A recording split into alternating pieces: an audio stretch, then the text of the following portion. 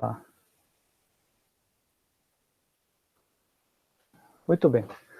Bom dia, boa tarde e boa noite. Hoje o nosso encontro está sendo um encontro internacional. Temos 3 alunos que estão em Portugal, um aluno que está no Brasil, eu também estou no Brasil, e um aluno que está no Japão. Então, hoje é bom dia, boa tarde e boa noite. Hoje é um encontro que tem como objetivo diagnosticar o programa de dupla diplomação dos alunos de Engenharia Mecânica do campus Guarapuava, especificamente dos alunos que pertencem ao grupo de pesquisa Projetos e Manutenção Mecânica de Máquinas, certo? Bom, na sequência, cada aluno vai apresentar os principais resultados expressivos que tem até o momento neste programa de dupla diplomação. Então, primeiro vai ser o aluno Alexandre Borges. Eu, quando converso com o Alexandre do trabalho que ele vai expor aqui na sequência, mas me remete muito o trabalho dele a algumas palavras como confiabilidade de equipamentos reparáveis e manutenção baseada na condição. Na sequência, vai ter a apresentação da aluna Fernanda Virtuoso. Quando conversamos com Fernanda, me remete muito o trabalho dela a projetos de máquinas, manípulo de laparoscopia, de FEMEA e equipamentos médicos. Depois vai ter o aluno Rômulo Martins. Quando converso com o aluno Rômulo, me remete muito o trabalho dele a processos de fabricação, especificamente processo de fresagem e otimização na manufatura. Tá? Estou usando termos português de Brasil, mas lógico, os termos de português de Portugal são um pouco diferentes, mas me remetem a isto. E daí, na sequência, vamos ter a apresentação do Lucas Pissaia, que é um aluno que já passou, vai iniciar o projeto de dupla diplomação, e o trabalho dele me remete a eixos de transmissão e modelagem e validação analítica e por simulação. E, finalmente, o nosso aluno Matheus Henrique da Silva, e também o trabalho dele me remete a engrenagens de transmissão mecânica e a sua modelagem e validação na forma analítica e por simulação. Muito bem, então, sejam bem-vindos. Eu vou passar a palavra, então, agora para o Alexandre. Beleza, então. Deixa eu colocar aqui.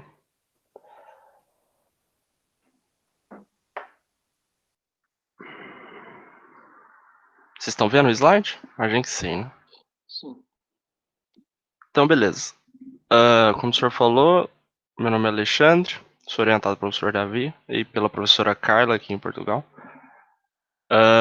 O objetivo é o desenvolvimento de um software que trabalha com a análise de sistemas reparáveis, como o senhor Davi pontuou. Basicamente, o trabalho ele entra numa região que hoje é uma disciplina de engenharia que chama Prognostics and Health Management, que é PHM, que trata sobre como você pode manter um maquinário, keep track do maquinário. Então, você vê como ele está se comportando, determinar indicadores de performance e coisas assim, só que de uma maneira mais bem fundamentada e que a partir disso você possa predizer coisas sobre o seu equipamento. Alexandre, Oi, desculpa um pouquinho, eu não estou enxergando a tua apresentação, não Não? sei se sou eu ou vocês estão enxergando. Vocês estão vendo? Eu estou vendo. Agora apareceu. Só falar que então apareceu. Agora sim. Fica à vontade. Beleza. E também essa parte ela diretamente está na parte de tomada de decisão de gestores. Então a ideia então é desenvolver um software que analise dados vindos de sistemas reparáveis e com esses dados eu consiga dar determinadas informações de saída que possam auxiliar gestores na tomada de decisão de manutenção. O objetivo do trabalho em si, então, eu desenvolvo estimadores robustos, são estimadores estatísticos robustos e não paramétricos, para poder estimar os indicadores de performance e também desenvolver uma interface gráfica para análise dos dados. Aí aqui eu vou passar meio que só a ideia geral. Então, no trabalho, então, eu vou usar bastante as definições da IEC, que é o International Electrotechnical Commission, que determina o vocabulário de vários equipamentos. Então, eu tenho um item, que na verdade é qualquer coisa que você esteja considerando para estar trabalhando. Isso pode ser qualquer tipo, pode ser uma parte só, pode ser um componente, pode ser um equipamento, pode ser um subsistema, pode ser um sistema, não importa. O que importa é que um item é o objeto do seu estudo. No trabalho, a gente trabalha com sistemas reparáveis, a terminologia tradicional é chamada de sistema, então sempre que eu falar sistema, eu me refiro a um item e especificamente a um item reparável. Quando você tem itens, então você tem itens reparáveis e não reparáveis. Quando você está trabalhando com itens reparáveis, são itens que podem ser, depois de uma falha, eles podem retornar à condição de funcionamento, enquanto itens não reparáveis, eles não podem retornar à função de funcionamento. Essa não pode ser reparado, ela depende de alguns outros fatores sem ser técnicos, pode ser só uma questão econômica também, pois o item ele pode ser reparável tecnicamente, mas economicamente inviável de ser reparado. A falha é simplesmente deixar de ser capaz de realizar uma determinada função. Essa é a definição mais básica de falha e é utilizada pelo trabalho. Como eu falei, eu preciso de dados. Existem basicamente dois tipos de dados quando a gente trata de PHM, que são dados sensoriais e dados de evento. Dados sensoriais, pelo que o próprio nome dá a entender, são dados que vêm de medidas e sensores, e eles medem coisas específicas, então acelerômetros, mede, por exemplo, desgaste em um eixo, ou coisas desse gênero, e normalmente são dados que eles são semi-tempo real. Dados de evento são dados que vêm, por exemplo, houve uma falha em tempo tal, o tipo de falha foi essa, então há uma descrição. A forma básica de entender é que são sobre eventos que ocorrem e que quem te diz são os técnicos de manutenção ou a equipe de manutenção. Então, o eixo do maquinário tal falhou por causa disso e daquilo. A forma mais básica de se modelar um sistema reparável é utilizando um sistema de degradação binário, que é o que a gente vai usar no trabalho, que significa que o sistema ele só tem dois estados, que é um estado de funcionamento e de não funcionamento. E então, que também é chamado de upstate e downstate. Isso é importante para definir alguns KPI, alguns Key Performance Indicators, que eu vou mostrar aqui para frente. Então, a performance de um item, ela é algo complicado de se definir especificamente, mas o autor que eu uso como referência, ele define em dois tipos de performance. São as performances que estão associadas à confiabilidade e as performances que não estão associadas à confiabilidade. As que não estão são, por exemplo, o gasto de combustível e a emissão de CO2 ou de algum tipo de poluente de uma planta, por exemplo. Então, isso aqui a gente chama, porque eles não têm a ver com o que a gente chama de confiabilidade ou qualquer coisa relacionada, mas são são measures de performance que talvez sejam importantes dependendo daquilo que você quer analisar. E você tem os que são relacionados à confiabilidade, então o número de falhas e a disponibilidade do sistema para algum tipo de intervalo, a confiabilidade do sistema, preditores, como por exemplo, quando que é a próxima falha no meu sistema, se se o meu sistema está deteriorando, se ele está melhorando. Quando eu junto tudo isso, a gente cria numa área que chama de System Reliability Analysis, então é análise de confiabilidade de sistemas. Em análise de confiabilidade de sistema, a gente está sempre interessado nas performances, nos indicadores de performance associados à confiabilidade. Basicamente são três que são muito importantes, que é a confiabilidade do sistema, a disponibilidade do sistema e o tempo médio entre falhas.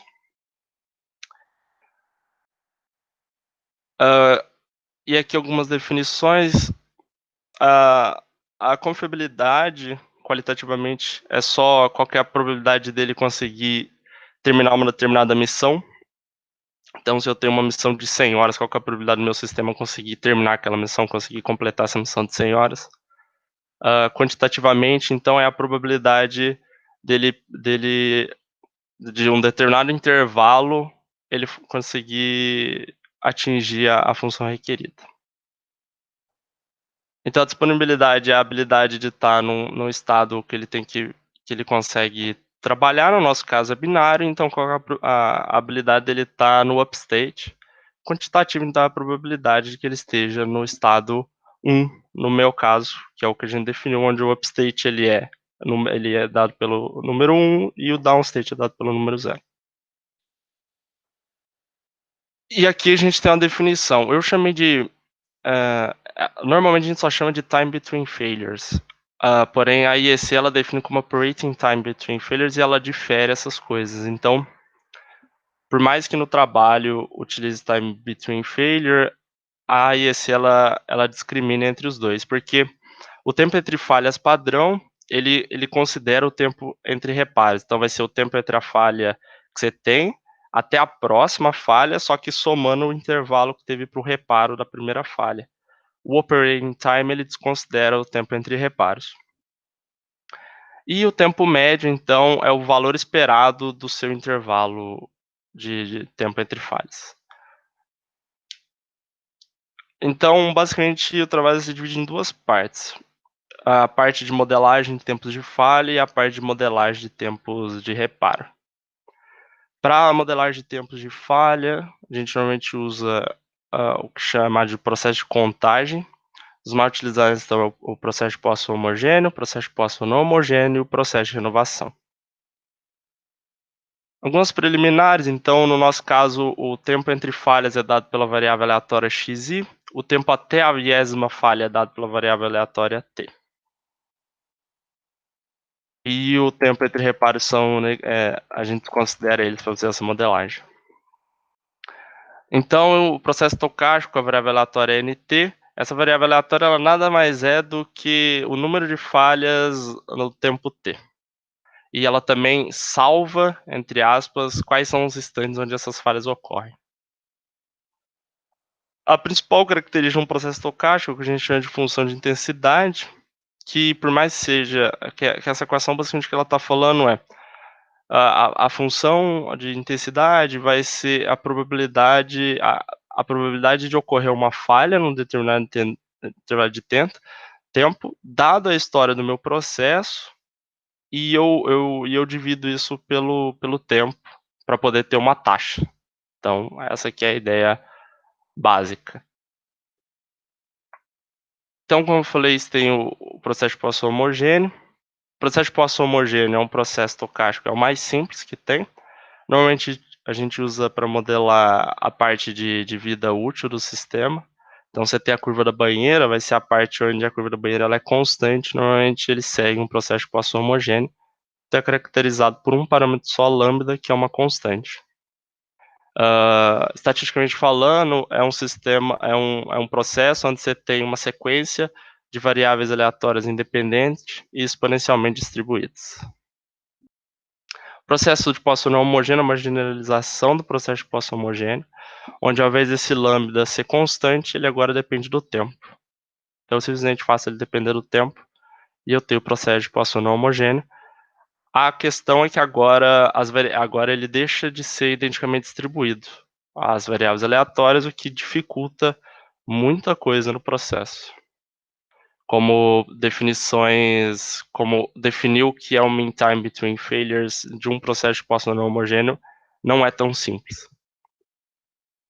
Processo de renovação são processos onde ele também é uma generalização do processo de Poisson homogêneo e os meus tempos entre falhas, eles são independentes, continuam independentes, mas agora eles não são exponencialmente distribuídos, eles são distribuídos com qualquer função de probabilidade. Qual que é o importante tirar daqui? Então, como eu falei, os dois são, tanto o processo de Poisson não homogêneo como o processo de renovação, eles são generalizações do HPP. O processo de Poisson não homogêneo, normalmente ele é utilizado no contexto de que a gente chama de reparo mínimo. Então, ele é caracterizado por sistemas que têm muitas partes Então, a hipótese de que a confiabilidade vai alterar por um reparo numa parte pequena, ela é mínima. O exemplo clássico é você ter um veículo e a bomba do veículo falhar. Estatisticamente falando, já tem várias coisas que comprovam essa ideia de que a confiabilidade do veículo em si não altera pela modificação da bomba, porque a bomba é um componente muito pequeno em relação ao sistema todo. Então, o processo de posse não homogêneo é um processo de reparo mínimo que é utilizado nesse contexto. E o processo de renovação é justamente o contrário, quando você tem um sistema onde uma parte ela representa basicamente todo o dado de falha do seu sistema. Então, um componente eletrônico que tem uma parte muito importante e ela é sempre só ela que falha, não os outros. Então, acaba que a gente cai num processo de renovação. E é considerado um reparo perfeito, porque é como se a cada reparo o meu sistema começasse do zero de novo. Então eu falei, eu tenho dois extremos, reparo mínimo e reparo perfeito. Agora a gente entra nos reparos imperfeitos. Um dos modelos que é bastante utilizado e é mais bem fundamentado e até simples é o que a gente chama de Train Renewal Process, que é o TRP. Ele é basicamente uma generalização de uma propriedade posse não homogênea, onde você vai precisar de duas funções agora, uma função de tendência e uma função de renovação. Com essas duas funções, você consegue modelar os seus dados e ter um processo de reparo imperfeito. Então, o seu reparo, ele nem sempre vai ser perfeito, nem sempre vai ser mínimo. Então, a gente está na região de mais interesse, onde você está mais próximo da realidade. O processo que hoje tem se desenvolvido para poder fazer os cálculos mesmo, a parte mais analítica, é o processo do Weibull Power Law, onde você coloca uma função de potência na sua função de tendência, com parâmetros alfa e beta, e você coloca uma Weibull como a sua função de renovação. É importante ressaltar que essa função de Weibull ela tem uma expectância igual a 1. Isso é importante para o modelo. Tem um teorema lá que o autor estabelece que para poder ter unicidade no modelo, a expectância da sua função de renovação ela tem que ser igual a 1. Para a modelagem de tempos de reparo, a gente assume que eles são independentes identicamente distribuídos. Algo que não é verdade em modelagem de tempos de falha. Isso aqui é uma hipótese comum e normalmente ela é justificada por meio de testes estatísticos. Hoje, no trabalho nos resultados parciais, eu vou mostrar, a gente não faz essa verificação ainda, mas essa verificação dessa hipótese será feita em testes estatísticos. Para a parte de inferência estatística, a gente utiliza a teoria base de máxima verossimilhança para poder estimar os parâmetros do seu modelo.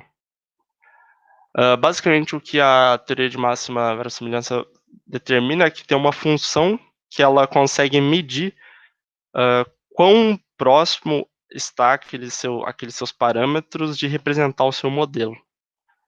Por isso que é verossimilhança, tipo, é como se fosse a função da verdade. E aí você maximiza essa função para tentar achar o máximo dela, para poder achar os parâmetros que te deixam o seu modelo se aproximar dos seus dados. Para a seleção de modelos, então, eu mostrei, nós temos o TRP, então nós vamos ter o RP, o NHPP e o HPP. Para selecionar entre eles, a gente modela, faz os cálculos de cada um deles e utiliza o critério de informação de Akaic. E utilizando ele, você pega o mínimo que tem, porque o critério de informação de Akaic, ele mede a perda de informações de cada modelo. E um modelo é perfeito, então o critério de Akaic ele consegue medir quão perto aquele seu modelo está da realidade. Predição também, e é o motivo pelo qual o Weibull Power Law Process é importante, porque a gente consegue achar formas fechadas para os preditores do próximo tempo de falha, o que é muito interessante. Então, aqui estão as equações, então você tem um preditor de pontual, e aqui você tem preditores intervalares. Perceba que preditores intervalais não necessariamente são intervalo de confiança desses, são preditores separados, mas ainda são preditores. Então, se eu conseguir modelar, se eu modelar, colocar os meus parâmetros que eu encontrei aqui, eu consigo achar o tempo para a próxima falha, e é isso. Então, basicamente, o que a gente tem? A gente tem as nossas falhas e a gente tem os nossos reparos modelados. Então, a gente vai ter essa característica aqui. Então, o nosso sistema ele fica variando entre estado up e estado down, e entre falhas e reparos.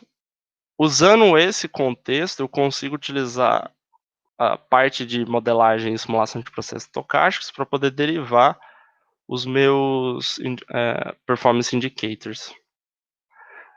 No momento, a gente o único estimador que a gente está usando, já conseguiu implementar e tudo, é o de disponibilidade, que é algo que não se tem muito quando se trata de sistemas reparáveis, no sentido utilizando os métodos clássicos, porque é complicado se achar uma forma fechada para a disponibilidade de um processo de Poisson não homogêneo, por exemplo, que é o processo mais utilizado hoje para fazer cálculos, porque ele é muito simples de se fazer contas com. Então a gente derivou esse estimador de disponibilidade baseado num autor, e com esse estimador, então, agora a gente consegue achar por meio de simulações a disponibilidade. Por simulações, eu digo que, como eu já tenho o modelo dos meus tempos de falha e eu tenho os modelos dos meus tempos de reparo, eu consigo agora replicar esses processos K vezes, e aí eu consigo ter várias simulações e eu consigo estimadores robustos e estatisticamente relevantes. Hoje, a gente está usando os dados que estão disponíveis no Bellinelli, 2015, e esses dados eles vêm de uma máquina cobrideira, então neles que é da indústria alimentícia, e a gente tem tanto tempo entre falhas quanto os tempos de reparo. E aqui tem o programa até o momento.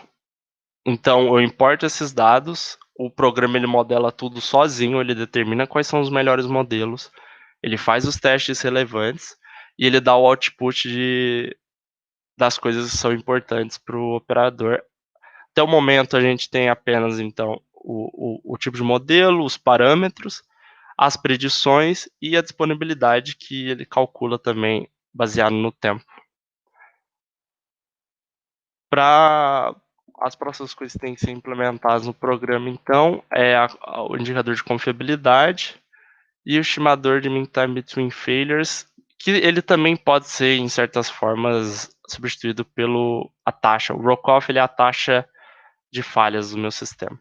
Ainda precisa desenvolver esses dois estimadores e a técnica vai ser a mesma da disponibilidade, é utilizar a simulação para poder estimar eles e verificar como eles se comportam também. É importante lembrar que tudo isso aqui, o único jeito de validar esses estimadores é pelo HPP, porque é o único modelo, por ser o mais simples, que tem esses estimadores analiticamente especificados. Os outros todos não têm. Então, simulação é a única forma da gente chegar neles. É isso.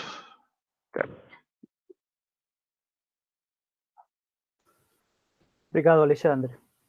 Só para fechar, o Alexandre no início ele cita muito a norma IEC 650, é uma norma que ela está em consonância com a norma ISO, é uma norma que ela é usada hoje para qualquer item mecânico, elétrico ou eletrônico, tá?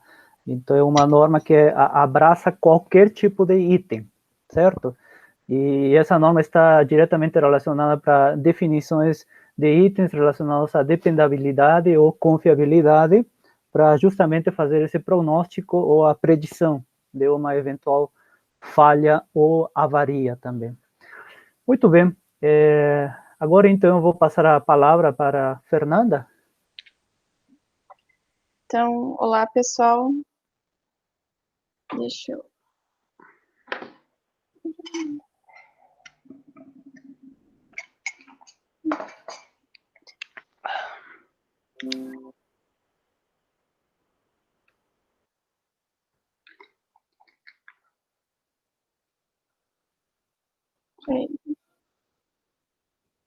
Então, meu nome é Fernanda e eu estou desenvolvendo o projeto de um manípulo de um instrumento laparoscópico. Desculpa, Fernanda, eu não sei se todo mundo, mas para mim está parecendo só um pedaço da apresentação. De direita. Agora melhorou. Agora foi. Melhorou? Agora foi, Então. sim. Eu estou desenvolvendo o projeto de um manípulo de um instrumento laparoscópico. Eu coloquei bastante imagens, porque por se tratar de uma terminologia da área da medicina, a gente acaba não entendendo muito, né? Os meus orientadores são o Davi, e aqui de Portugal, meu orientador é o João Rocha. E, enfim, o que seria uma cirurgia laparoscópica? Ela é uma técnica cirúrgica minimamente invasiva que ela permite a realização de procedimentos na cavidade abdominal e pélvica. Então, ao invés de você fazer uma grande incisão no paciente, você vai fazer pequenos furos, e por esses furos você vai inserir os instrumentos laparoscópicos para poder trabalhar lá dentro. Hoje eles chamam de cirurgia videolaparoscópica porque antigamente, antes de desenvolver toda essa tecnologia, não era possível. Então, a princípio, ela era usada como um procedimento de diagnóstico, e só com o desenvolvimento da tecnologia, dos instrumentos, foi possível chegar ao nível da cirurgia que a gente tem hoje. Aqui eu vou mostrar alguns instrumentos que são usados atualmente. A primeira delas é a agulha de Veress, que ela é utilizada para fazer a insuflação de CO2 na cavidade abdominal. Então, o que eles fazem? Primeiro, eles inserem essa agulha, eles inflam o abdômen do paciente para poder ter um espaço lá dentro apto para que eles possam trabalhar. Depois são inseridos trocares, que eles servem como uma forma de vedação para que esse gás que foi inserido ele não vaze e o abdômen permaneça inflado. E aqui a gente tem os instrumentos que são o foco do nosso estudo, que são as pinças e as tesouras laparoscópicas. Elas são utilizadas para fazer corte e manipulação dos tecidos e também manipulação das agulhas durante a cirurgia. E qual que é o problema desses instrumentos? O que está motivando a gente a trabalhar em cima disso, né? O estudo, ele apontou que aproximadamente 83% dos cirurgiões, eles têm problemas com o design dos instrumentos. E esses problemas, eles podem ser parestesia temporária, que seria a paralisação do músculo durante certo tempo, acaba demorando muito para o cirurgião voltar com o movimento normal da mão após todo o tempo da cirurgia. Dor intensa durante o uso, pontos de pressão acentuados e apresentação de problemas musculoesqueléticos no longo prazo. Então, o problema não é só ali no momento que ele está realizando cirurgia, mas isso vai trazer muitos problemas no longo prazo para esses cirurgiões. Aqui a gente consegue ver o que eu falei em relação aos pontos de pressão, ele está destacado aqui e aqui. E aqui vocês conseguem ver como o cirurgião fica. Então, imagine ficar 3, 4 horas, às vezes mais, nessa posição, é extremamente desconfortável. E quais que são as possíveis causas que são apontadas pela literatura desses problemas, né? Seria o desvio da posição neutra da mão, que em ergonomia eles chamam de posição neutra, a posição ideal para realizar o mínimo de esforço e trazer o mínimo de problemas para os trabalhadores, né? Então, aqui a gente consegue ver que está sendo muito desviado quando ele segura esse instrumento na configuração que ele tem, está tendo um desvio muito grande dessa posição neutra. E aí, quais seriam as soluções propostas para esse problema? A gente vai projetar um instrumento laparoscópico que respeite os requisitos ergonômicos apontados pela literatura. Então, tem vários estudos em cima disso, e os próprios pesquisadores falam que tem que ter pesquisa em cima disso para que sejam desenvolvidas soluções para melhorar a ergonomia dos instrumentos. O método que a gente vai utilizar para chegar no nosso objetivo é o Design Science Research, que basicamente ele segue a linha da nossa tese, que ele é composto por 6 fases, e a primeira delas é identificar a oportunidade de pesquisa e a motivação. Isso está incluso no estado da arte e na justificativa. Definir o objetivo das soluções, já foi definido. A concepção e o desenvolvimento, para isso a gente vai usar outra metodologia, que seria o de desenvolvimento de produto de Power Embeds, que é muito utilizada na engenharia atualmente. Aí a quarta fase seria a demonstração, a apresentação de resultados, a avaliação seria as minhas considerações em relação a tudo que foi feito, e a comunicação, que seria a publicação do projeto e de um artigo que a gente já tá desenvolvendo.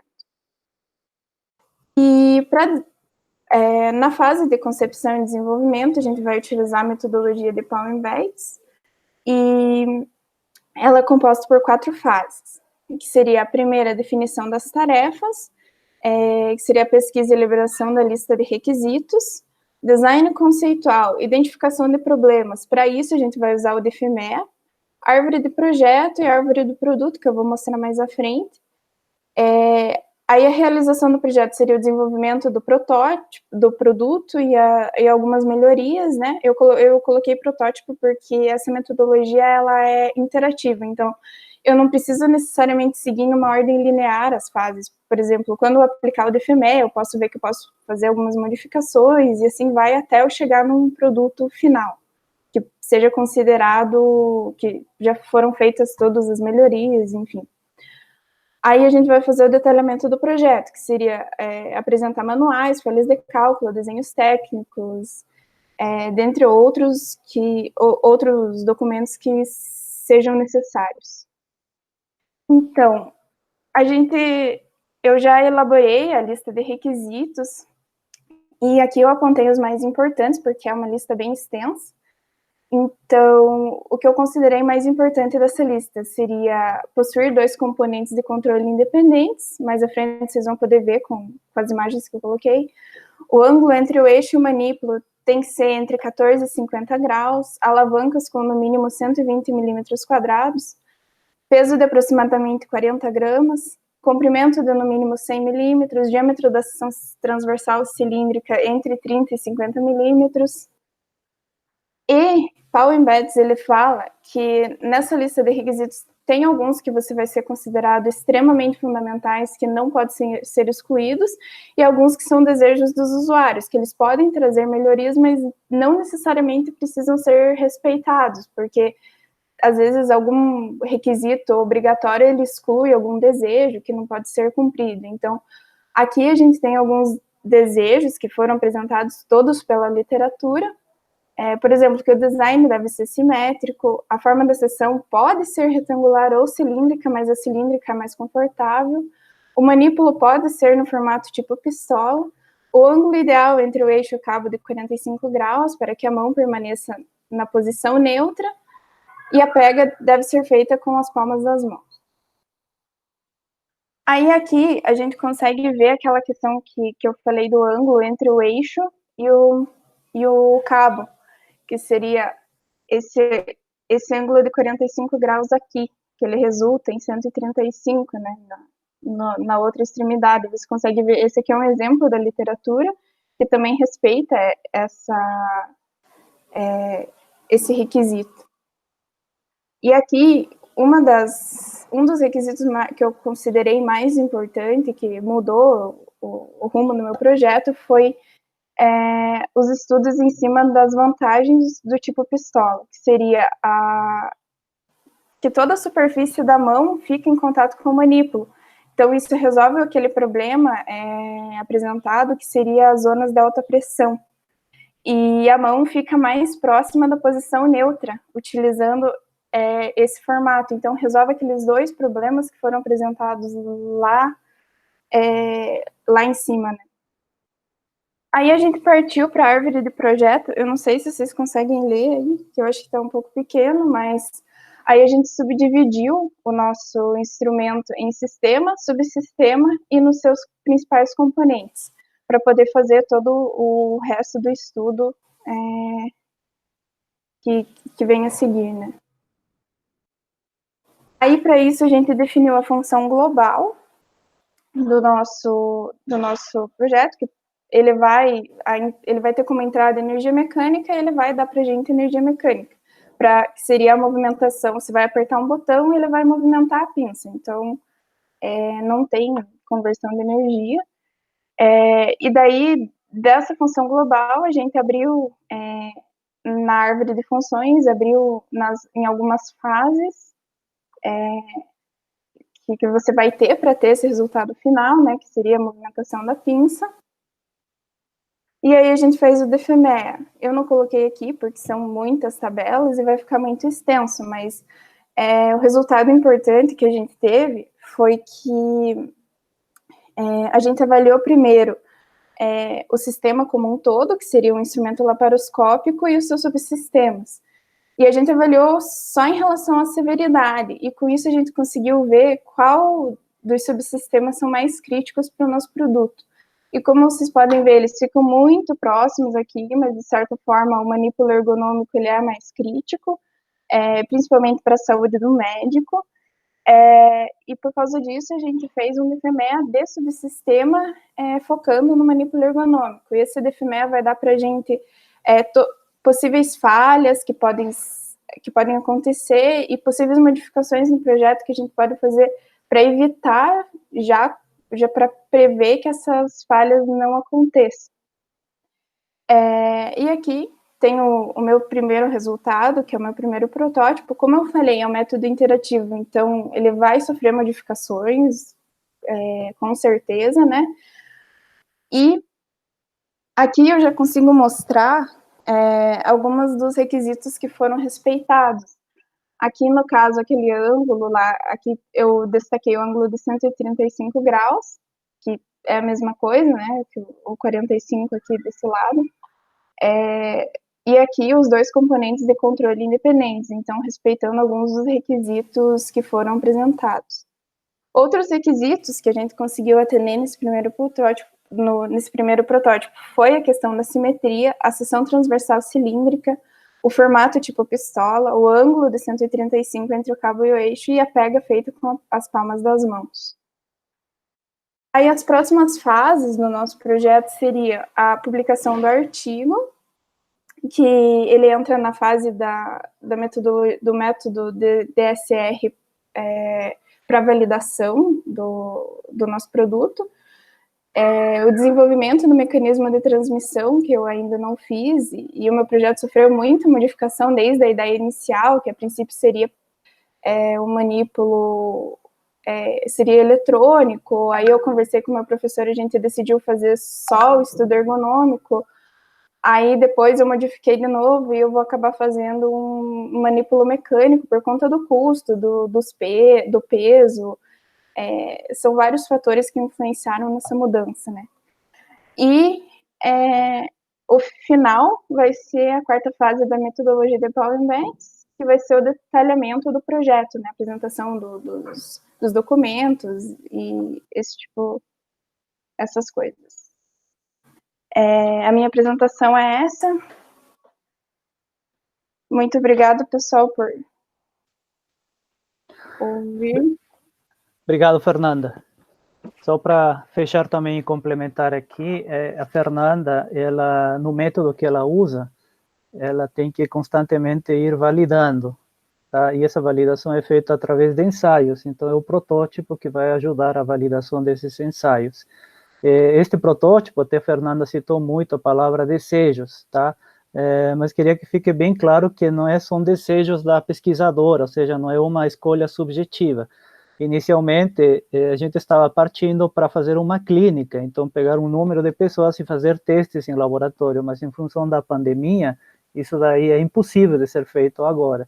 Então a Fernanda está partindo para que possa validar esses protótipos, esses ensaios através da literatura. Então, a Fernanda está fazendo um levantamento da literatura através da bibliometria mais recente, para ver o que os pesquisadores estão apontando que deveria ser feito, e isso aí está conduzindo a justamente responder esses desejos que são interpretados no projeto. Então, não é nada subjetivo.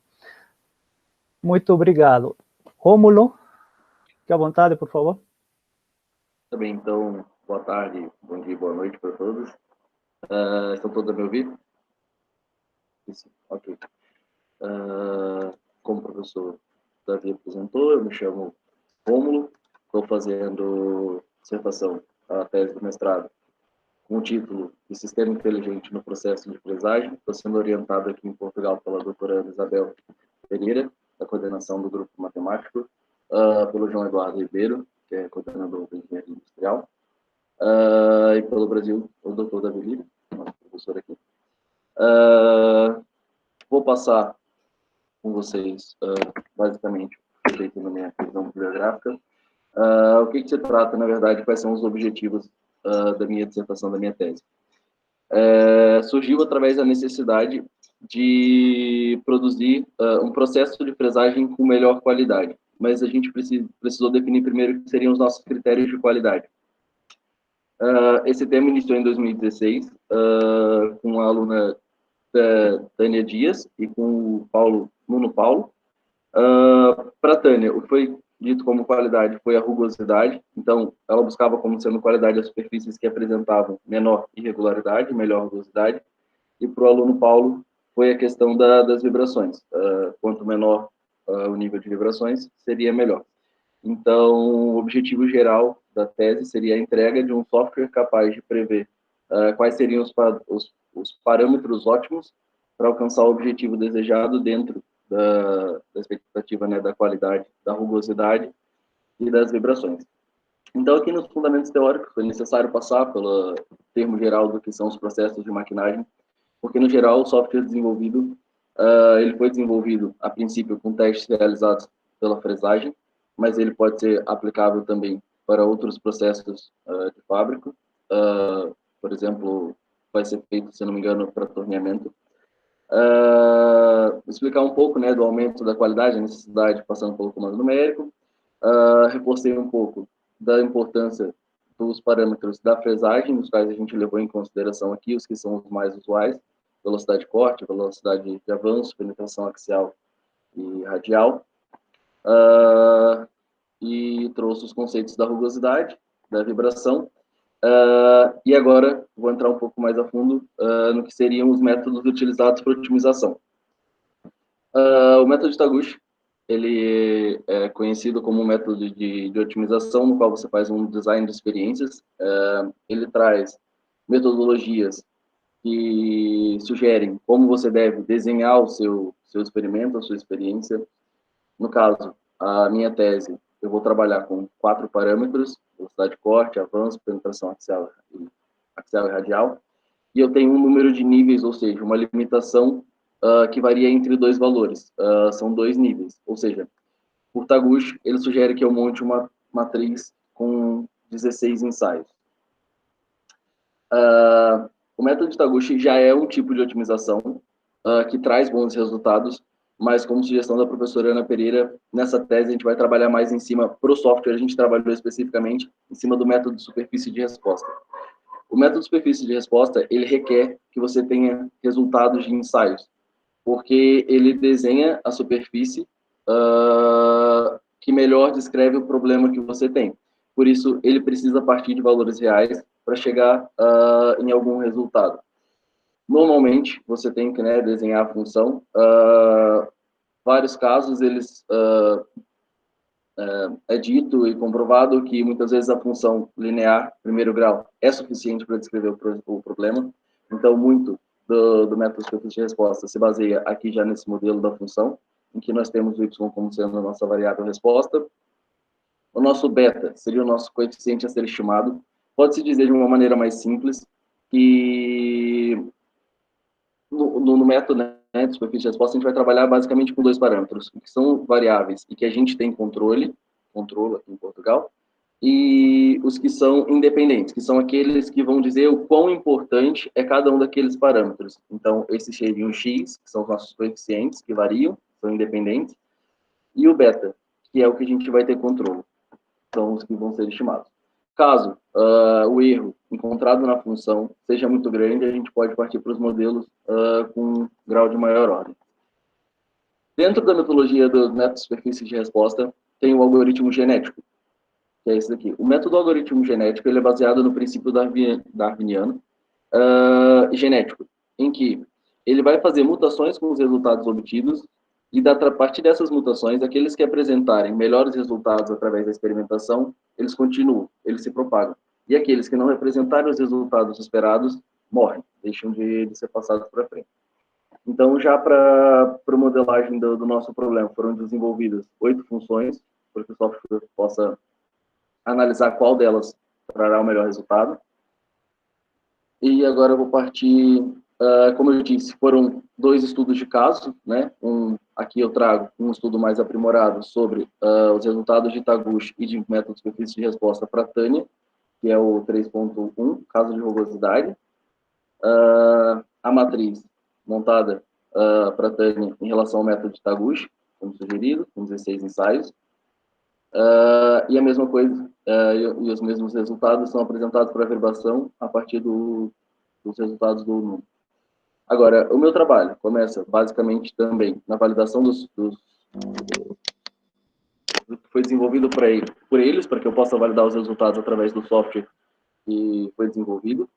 Então, de uma maneira geral, o fluxo do meu programa prevê, né, ali o início do software. A primeira coisa, eu vou partir do exemplo mais prático. O objetivo geral tenho meu centro de processo de fábrica, vou realizar uma fresagem, quero saber qual vai ser o parâmetro ótimo que eu devo inserir, qual que é a velocidade de corte ideal, qual que é a velocidade de avanço ideal, para que eu tenha o menor número de rugosidade possível, a rugosidade seja o menor possível, ou que eu não tenha tanta vibração. Então, eu entro no meu software com o meu limite inferior e o meu limite máximo, que ele deve realizar os cálculos, os quais são permitidos pelas ferramentas, né, que eu tenho um limite inferior ou superior. E a primeira etapa, o que ele tem que fazer é me devolver. Então, os melhores parâmetros são esses. Você deseja fazer mais uma otimização? Quer entrar no banco de dados? Quer rever, aumentando ainda mais o grau de fiabilidade? Quer aumentar o banco de dados para que, como ele é um método iterativo, cada vez que ele tem uma nova resposta, ele otimiza ainda mais o processo. Então, aqui, primeira coisa que o software pede é o limite da maquinagem. Se não for a primeira utilização, ou seja, já há um banco de dados, ele vai correr direto para encontrar a melhor função, essa resolução da primeira parte do problema 1, que é encontrar a melhor função que descreve o problema. Após isso, ele vai encontrar os coeficientes ótimos, ainda como sendo a segunda parte do problema 1, que são o x, né, que a gente definiu. A partir do momento que ele tem a função que melhor descreve o problema e os coeficientes ótimos para os parâmetros, ele vai fixar esses dois e vai resolver de novo pelo algoritmo genético para encontrar os valores ótimos. Ou seja, eu volto na parte que eu disse, o software sugere, para auxiliar a tomada de decisão do usuário, quais são os parâmetros ótimos. E pergunta, deseja fazer uma nova otimização? Caso deseje, ele volta a sugerir, né, os parâmetros da maquinagem que devem ser inseridos. Na sequência, ele vai pedir os resultados que foram obtidos através do ensaio, ele vai armazenar para o banco de dados e vai de novo, só que aqui ele volta direto para encontrar os coeficientes, uma vez que ele já encontrou a melhor função, não vai alterar, a função continua sendo a mesma para o que foi desenvolvido, encontrar os coeficientes ótimos e depois encontrar os parâmetros ótimos. Caso ele não queira fazer uma nova, acho que foi suficiente, chegou a um resultado suficiente, o software vai dar a sugestão dos parâmetros ótimos e encerra nessa etapa. Caso seja a primeira utilização, o software ele precisa criar o banco de dados. Então, ao invés dele já passar diretamente para a etapa de encontrar a melhor função, ele vai te pedir quais são os parâmetros que de fato você utilizou pela primeira vez. Qual foi o resultado? E vai armazenar isso, e aqui nesse momento ele cria um banco de dados. É importante lembrar que, para o método de superfície de respostas, o que a gente tem como variável resposta, a nossa medida, né? Deixa eu só... que a gente tem como aquela parte, o Y, desculpa, aqui o Z5, a nossa medida, ou seja, o nosso parâmetro de resposta que a gente teve em relação àquilo que a gente esperava, ele tem que ser um valor único.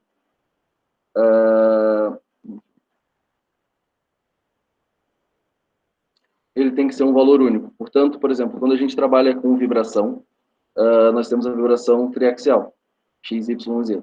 Então, esse autor, o Nuno, e é o que eu estou seguindo, e também os Mikes, nós sugerimos 4 modelos de medida, que seria a interação entre o eixo Y e Z, como resultado, como medida daquilo que obteve, porque é importante ter apenas um valor.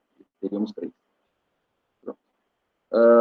Então, aqui agora vou mostrar como ficou o software, só para salientar mais uma vez. Então, aqui seria a parte, a resolução do problema 1, que é encontrar a melhor função do coeficiente, e depois ele resolve o problema 2, ambos por algoritmo genético. E os resultados foram obtidos por a criação do software. Então, como eu disse, havia esquecido. Então, foi criado o software está desenvolvido, ele foi criado através da plataforma do MATLAB, foi utilizada a ferramenta Deploy Tool para permitir o uso do software independente da licença do MATLAB, para que as pessoas tenham acesso de maneira ampla. O software já se encontra armazenado e disponível para ser baixado no Dropbox, no arquivo que está dentro da tese. Então, a primeira coisa deve ser feita a instalação. Como eu havia dito, o software vai pedir, aqui são as telas, né? Os valores mínimos e máximos. Vai buscar a melhor função, o melhor coeficiente, vai buscar os novos parâmetros e pergunta se o usuário quer entrar com uma nova otimização ou não. Caso ele diga não, como eu disse, ele já vai apresentar os parâmetros que ele acredita ser o ideal. E caso você opte por realizar, ele vai perguntar quais são os valores utilizados de fato na CNC. E aqui está uma explicação de como vai ser na primeira utilização, que é só a mutação de alguma das etapas de cima, que é o entrar com os resultados antes dele procurar a função. Nessa etapa agora, eu estou na validação do software, que é através da comparação com os resultados obtidos. Ainda ontem nós estávamos fazendo alguns ajustes na função, e a princípio os resultados encontrados pela manhã foram bastante semelhantes ao que foi encontrado pelos 2 primeiros autores. Ou seja, como é que a gente comparou isso? Dos 16 ensaios, nós tínhamos os valores das medidas, e dentro dos 16 ensaios, o valor sugerido aqui é muito semelhante ao do autor, que foi o melhor valor conseguido em termos de vibração nos 16 ensaios realizados por Taguchi. Ou seja, o que de fato esse software faz? Ele aumenta a qualidade e evita que, por exemplo, você tenha que realizar 16 ensaios para descobrir qual deles vai ser o que vai apresentar o melhor resultado. Então, traz uma economia de gasto, de materiais e também de tempo. E acho que é basicamente isso. Muito obrigado, Rômulo. Também para fazer um fechamento do trabalho do Rômulo, então o Rômulo está fazendo um trabalho que vem ao encontro é um degrau, na verdade, é uma evolução de outros trabalhos que já foram feitos, e o trabalho dele está focado mais na otimização desses trabalhos, e principalmente que os resultados que sejam obtidos agora com o trabalho do Rômulo, de testes já anteriormente feitos por outros autores, sejam mais robustos, menos vulneráveis, tá? E como o Rômulo também comentou no final, tem outro foco também, a tomada de decisões mais rápida, tá? Quando especificamente a gente fala de processo de fresagem, tá? E influência específica da vibração para a qualidade da superfície de fresagem. Muito bem. Agora, então, o senhor Lucas Pisaia. Fique à vontade, Lucas. Professor. Se vocês estiverem escutando muito barulho, escutando na sala de convivência, aí podem me interromper que eu saio ali para fora, tudo bem? Tá. Então, bem, boa noite, pessoal. Acho que eu só não conheço o Rômulo daqui, então eu sou o Lucas. Eu não tenho nenhuma apresentação preparada, porque até o momento o Davi veio para nós e deu uma ideia de um tema, e aí me pareceu um tema legal de pegar e continuar. Não é tanto a minha afinidade, mas eu acho que pode ser um tema que eu consiga desenvolver algo legal, que é fazer no começo o professor se confundiu, que é pegar e fazer a validação sobre o dimensionamento de uma engrenagem de transmissão, que daí o eixo quem vai ficar é o Matheus. Então, a fase que eu estou agora ainda é me acostumar com as ferramentas de pesquisa. Então, eu sou muito novo nesse mundo de pesquisa, meio pesado, é meio difícil pegar e se acostumar com fazer a peneira dos artigos, quando aí pegar e sair da peneira para pegar e ler pelo menos o resumo, analisar aquele resumo. Então, o Davi deu uma mini oficina para mim e para o Matheus um dia, para a gente já começar a fazer isso, e eu estou nessa fase. Eu já encontrei alguns artigos legais, pegando e falando sobre o dimensionamento. Alguns eles pegam e fazem em relação à norma da AGMA, outros fazem com a ISO. Então, inicialmente a ideia é pegar e fazer esse dimensionamento e daí testar a engrenagem com uma análise, seja no ANSYS ou no SolidWorks, alguma coisa assim. E a ideia é terminar esse projeto com uma engrenagem que vai ser usada que vai ser usada na vida real, que vai ter alguma aplicabilidade. E não ficar só entre aspas, né, mas não ficar com uma engrenagem genérica ou algo que a gente não vai poder pegar e aplicar depois. Então, eu acho que é isso. Não sei se eu tenho muito mais o que pegar e apresentar para vocês. Tudo bem, Lucas. Obrigado. Realmente eu tinha confundido. O Lucas vai abordar a parte de eixos, que lá em Portugal é chamado de veios, né? Engrenagens, professor. Mais uma vez me enganei. O Lucas é engrenagem e o Matheus é eixos ou veios, né? Que é chamado lá em Portugal os veios.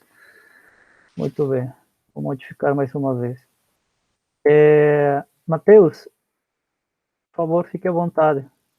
Tá bom. Bom, então, bom dia, boa tarde, boa noite para o Psaia. Meu nome é Matheus, né? A princípio eu e o Psaia vamos para Portugal agora em setembro, isso se o visto sair, né? Devido à pandemia. O nosso orientador, Davi, e a princípio o possível orientador em Portugal vai ser o Carlos Andrade, tá?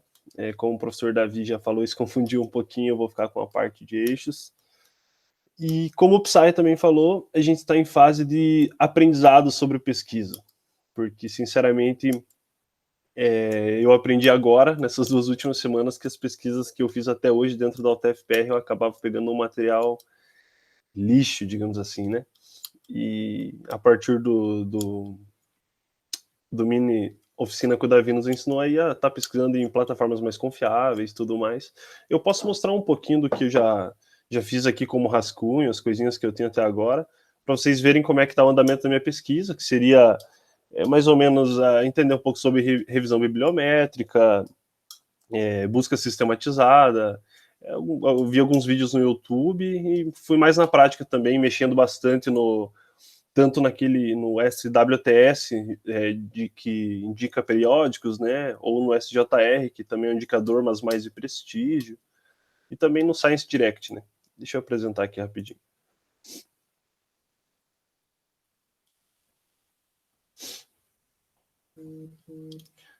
Tá dando para ver aí? Ainda não. Acho que vai agora. Foi? Tá. Bom, eu fiz aqui, eu rabisquei um Word, né, para organizar mais ou menos como é que estava a minha pesquisa. Só vou mostrar para vocês um pouquinho também, como o professor Davi falou, para ficar registrado aí a evolução, né. Bom, na verdade eu parti de um artigo recomendado pelo Davi, que foi um artigo desenvolvido em Portugal, que ele fala de métodos, ele faz uma comparação, né, com métodos de análise de fadiga, que usa a norma DIN 743 e uma abordagem baseada no critério de Soderberg, tá? Aí, a partir disso, eu comecei uma busca mais ou menos voltada para essa parte de eixos. Primeiro, eu fiz a busca, como eu falei, no SJR, né, que fala sobre indicador de prestígio, e acabei não encontrando nenhum periódico muito relevante a princípio. Porém, no CWTS, eu acabei encontrando alguns periódicos que eu achei relevantes, como o International Journal of Fatigue, que é um jornal internacional de periódico, né, internacional de fadiga, e alguns outros aqui, inclusive o CIRP, que foi uma recomendação do Davi também, que se eu não me engano é uma conferência que acontece anualmente, eu acho. E eu comecei a fazer uma busca dentro desses periódicos, tá? Bom, aqui eu fui anotando uma busca que eu fiz por palavras-chave. Isso eu fiz no Science Direct.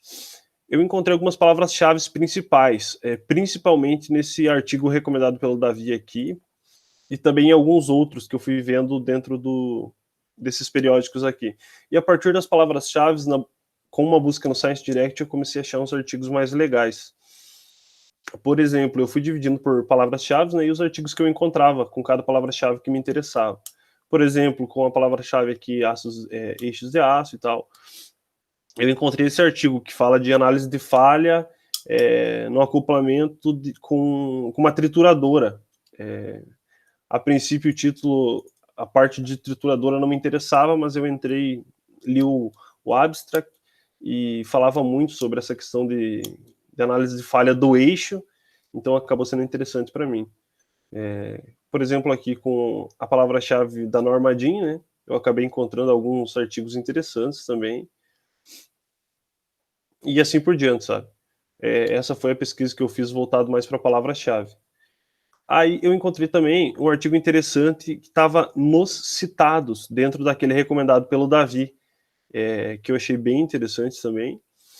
Além de que eu dei uma estudada no TCC apresentado aqui na UTF Guarapuava pelo Almir Neto, eu não sei se todos vocês conhecem, mas ele fez um TCC que fala sobre eixos, ele faz uma análise de falha lá e ele desenvolve um programa para fazer um cálculo mais facilitado em relação ao dimensionamento de eixo, né, professor? Eu acho que é isso. E ele também teve como base um artigo bem bacana,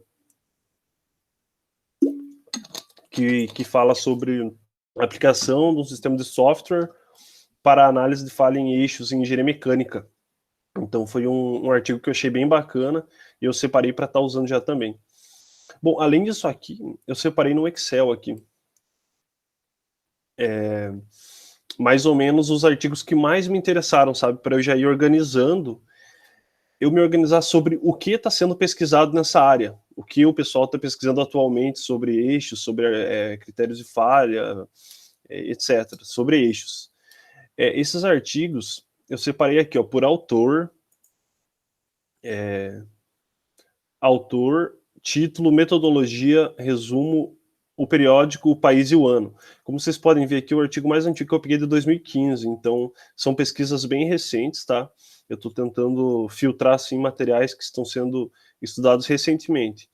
Eu vou falar mais ou menos para vocês o que eu tirei de mais interessante aqui, ó. Por exemplo, ó, o primeiro aqui é o que o Davi me indicou, né? Com certeza é um artigo que eu achei muito interessante, estou usando como base. Bom, a metodologia dele seria uma comparação, né, entre o critério de Soderberg e a norma DIN. E como resumo do artigo, né, ele propõe problema com o eixo e soluciona usando os dois critérios e dessa forma compara as duas metodologias. Seria um estudo bacana para eu seguir mais ou menos no mesmo caminho. O outro que eu achei muito interessante, que é o que fala sobre o eixo da trituradora. O método, ele usa métodos experimentais, com inspeção visual e microscópica, teste de tração e de dureza, além de alguns cálculos teóricos com análise de tensão, tá? Resumidamente, ele é uma análise de falha de um eixo acoplado a uma trituradora com o objetivo de determinar as causas principais de falha do eixo acoplado. E detalhe, aqui eu deixei explicado também os periódicos que estão publicados, porque acessando esses periódicos tem uma probabilidade maior de eu encontrar material, né, do mesmo sentido.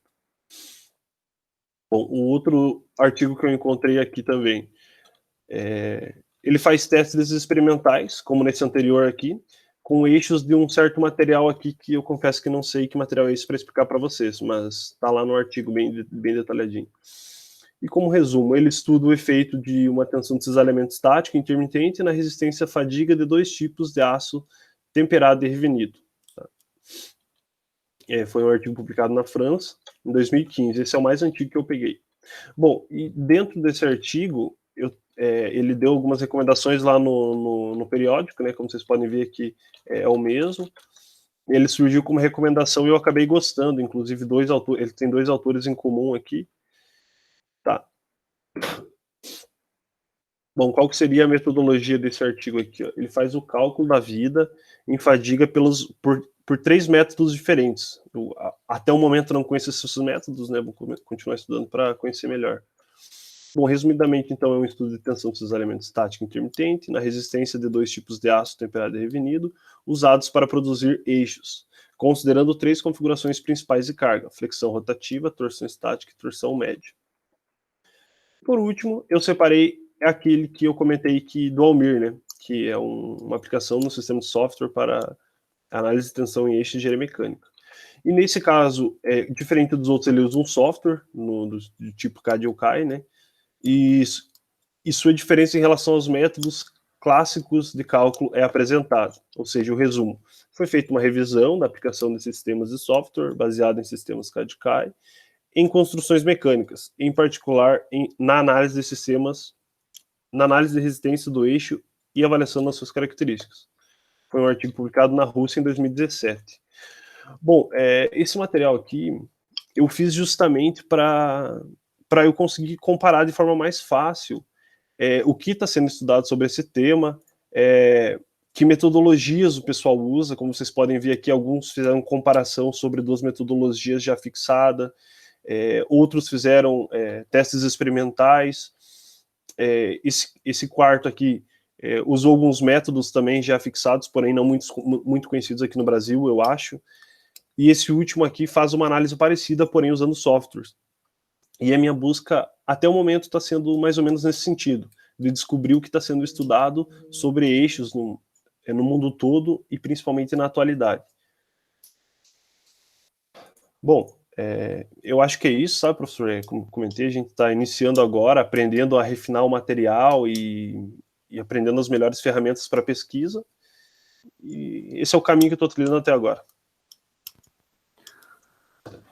Obrigado, Matheus. Eu fico feliz com a evolução da tua pesquisa, embora você não tenha formalmente iniciado a pesquisa em Portugal, mas tudo aquilo que você já está antecipando, com certeza vai ser um ponto a favor para você. Então, quando você chegar lá, você vai ter menos conflitos na tomada de decisões e mais rápido você vai chegar nos seus resultados, tá? Que bom, fico feliz com essa progressão. Muito bem, pessoal. Então, vamos fazer o seguinte. Bom, como vocês me autorizaram, eu estou gravando este nosso encontro. Eu vou parar a gravação agora, tá? E daí, na sequência, caso seja necessário, a gente vai interagir entre nós, tá?